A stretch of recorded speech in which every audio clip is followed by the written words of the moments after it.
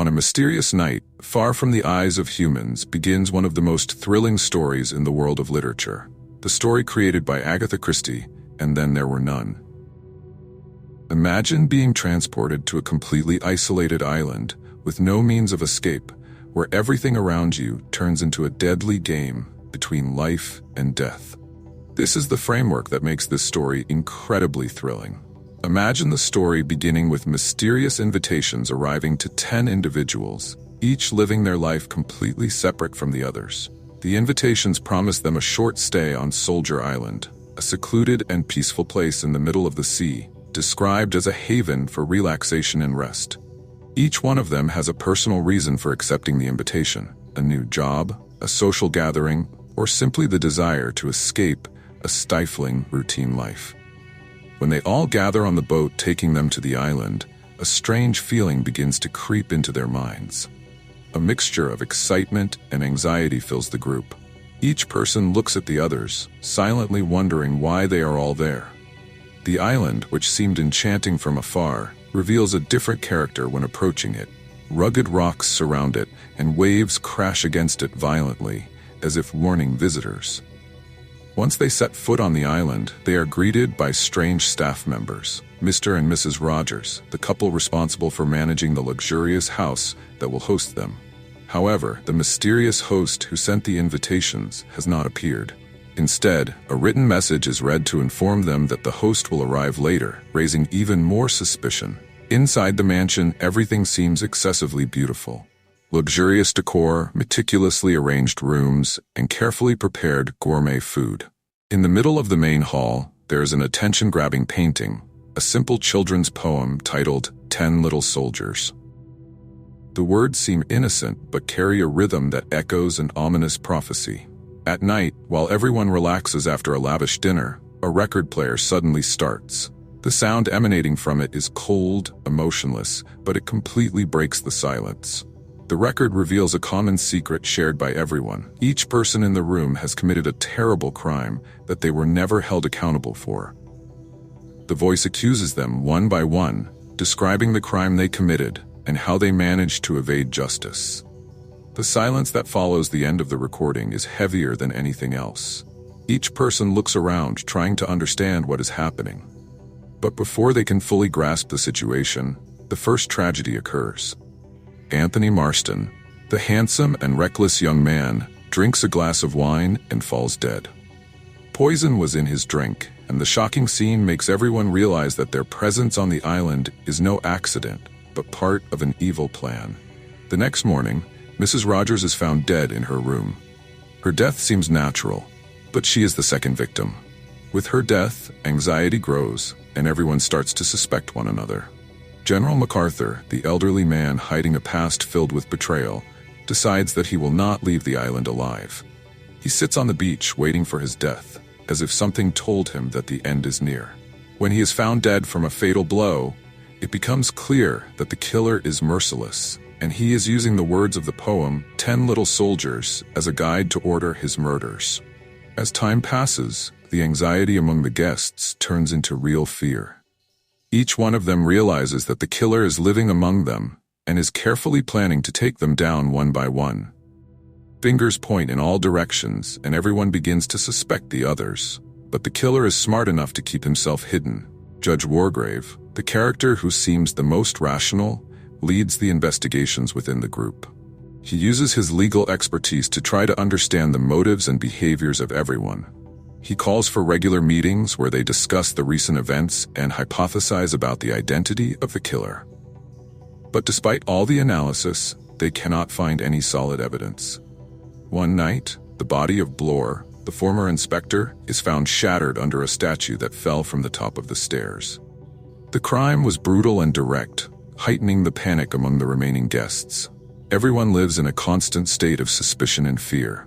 Sleep becomes nearly impossible, and everyone knows that every moment could be their last. Vera Claythorne, who seemed confident at first, begins to mentally collapse. Memories of the crime she committed haunt her every moment. Especially since the killer seems to choose ways of death that force the victims to face their deepest fears. Meanwhile, Judge Wargrave is killed in a dramatic manner, found shot in the forehead. Everyone believes that the killer has finally been stopped, but the truth is darker than they expected. As the number of survivors dwindles to the final two, Vera Claythorne and Philip Lombard, the conflict becomes exposed. Vera, obsessed with fear and guilt, kills Lombard in self-defense, but she doesn't find peace even after she is left alone. When she returns to her room, she finds a noose hanging there. Her anxieties and feelings of guilt push her to end her life, as if the killer had planned even this final outcome. But the story doesn't end there. In a detailed letter discovered later, Judge Wargrave reveals that he was the mastermind behind everything. He had meticulously planned his murders, using all his knowledge of the law and psychology to execute his plan. He saw himself as a heavenly judge, delivering punishment to those who had evaded justice. In the end, he faked his death to ensure that everything proceeded as planned, and then took his own life to close the circle completely. The novel leaves the reader or viewer with a sense of fear and admiration. Everything was meticulously arranged and every death had meaning. The ending is not only a revelation of the killer's identity, but also a profound question about justice, guilt, and human nature. Stay with me for more analysis and in-depth details on this legendary story. After Vera Claythorne's death, the island seems calm, but this silence carries a heavy weight. With all the guests gone, it seems that the mystery is over. But the truth that will emerge later makes the ending even more terrifying and thrilling. When the police arrive on the island, they find a strange scene. 10 corpses, each dead in a manner consistent with the lines of the children's poem, 10 Little Soldiers. But there is no evidence of the killer's identity. How could everyone have died without anyone being responsible? A bottle is found in the sea, containing a detailed message from Judge Wargrave. In the letter, he admits to being the mastermind behind everything. His plan was inspired by his love for justice and his obsession with the idea of death. He knew his days were numbered due to a terminal illness, so he wanted to execute his masterpiece before he died. A plan that would prove he could deliver absolute justice, something the law could never achieve. Wargrave explains how he chose his victims carefully. Each person invited to the island had committed a crime that they could not be prosecuted for legally. Some had killed intentionally, while others had caused deaths through negligence or cruel behavior. The judge saw himself as the executor of ultimate justice, punishing each sinner according to their crime. The cleverest part of his plan was deceiving everyone. By faking his death, he gained the trust of the remaining guests and kept himself away from suspicion. He then used his psychological knowledge to create doubts among them, leading to the collapse of alliances and increasing tensions until the last moment. The surprising ending makes the story immortal. The judge didn't just kill everyone, he planned the details of the ending in such a way that the island mystery seemed impossible to solve. His message was a clever conclusion, leaving the reader or viewer in a state of awe and admiration for his dark genius. What makes this novel great is not only its tight plot, but also the deep themes it explores. The story makes us question, can justice ever be absolute?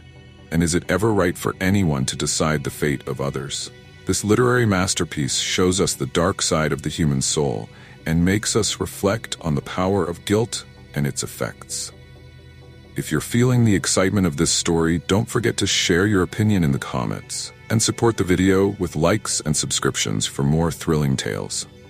With the police arriving at the island, the investigation into one of the most complex crimes the region has ever witnessed begins. The scene of the Grand Mansion, now deserted and surrounded by the ocean on all sides, holds within its walls stories of fear, guilt, and death. What they found was enough to perplex even the smartest detectives. 10 dead bodies, all showing signs of death consistent with the children's poem that hung on the walls. There were no signs of anyone entering the island and no evidence of anyone surviving this hell. But when the bottle containing Judge Wargrave's message was discovered, the case turned from a mystery into a dark masterpiece of justice. In his letter, Judge Wargrave describes how he planned everything. It all began with a simple idea: to achieve absolute justice. He knew that the law had its limits and that some crimes were buried under the veil of power, influence, or chance. The people he invited to the island were not just ordinary criminals. They were symbols of crimes that went unpunished. The judge wanted to be the one to deliver ultimate justice. He was obsessed with the idea that death could be a form of purification, but he wanted to do it in a way that would make everyone talk about his brilliance after his death. His plan was built on a deep understanding of human nature, guilt, fear, and paranoia. While writing the letter, the judge reveals how he enjoyed manipulating his victims' minds, how he created scenarios that made each one doubt themselves and each other. He knew that the greatest enemy of humanity was the mind, and that it could destroy itself when placed in the right circumstances. But the judge wasn't just a killer. In his letter, he appears as a philosopher, seeing himself as more than a man. Someone who believed his mission went beyond murder to achieve a system of justice of his own. He says, "I didn't just kill them, I made them face themselves, see their truth, and acknowledge their sins." Even at the end of his life, the judge carefully planned his death. He wanted to be the final part of his poem, to disappear without leaving any trace that could easily unravel the story. But the message was a personal confession, perhaps a final attempt to be understood as an executor of justice, not as a criminal.